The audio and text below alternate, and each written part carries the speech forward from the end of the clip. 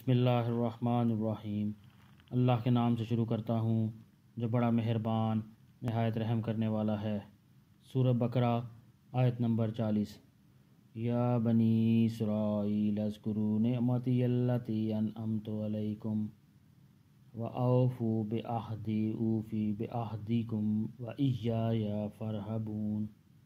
اے بنی اسرائیل، میری وہ نعمت یاد کرو جو میں نے تم کو عطا کی تھی، اور تم مجھ سے کیا ہوا عہد پورا کرو تاکہ میں بھی تم سے کیا ہوا عہد پورا کروں، اور تم کسی اور سے نہیں بلکہ صرف مجھی سے ڈرو۔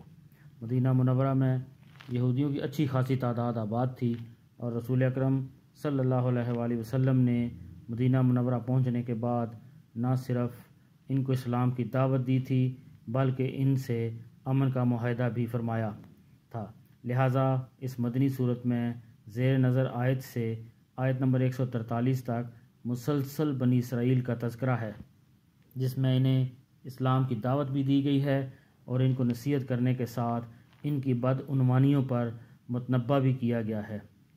شروع میں ان کو یاد دلایا گیا ہے کہ اللہ تعالیٰ نے ان پر کیسے کیسے انعامات فرمائے تھے۔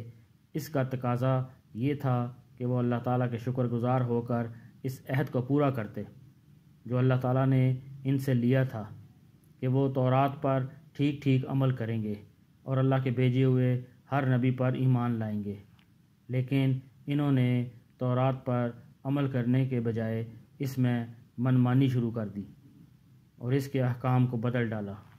چونکہ اس طرز عمل کی وجہ یہ بھی تھی کہ حق کو قبول کرنے کی صورت میں انہیں اپنے ہم مذہب لوگوں کا ڈر تھا کہ وہ کہیں ان سے بدظن نہ ہو جائیں، اس لیے اس آیت میں اور اس کے بعد والی آیت کے آخر میں فرمایا گیا ہے کہ مخلوق سے ڈرنے کے بجائے انہیں اللہ تعالیٰ سے ڈرنا چاہیے اور اللہ تعالیٰ کے سوا کسی کا خوف دل میں نہیں رکھنا چاہیے۔